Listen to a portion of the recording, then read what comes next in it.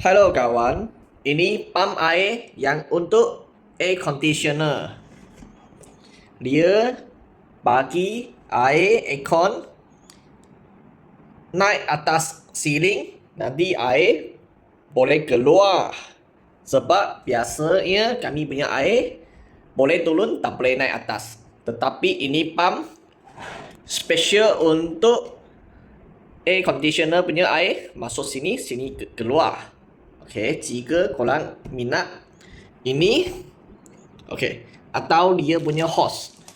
Ini dua lower punya, dua lapisan. Okey.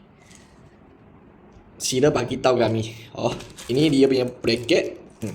Gantung di belakang sahaja. Wayar. Ini air naik atas, baru PVC pipe keluarlah. Ini sangat cantik. Jika korang ada minat, sila bagi tahu kami lah.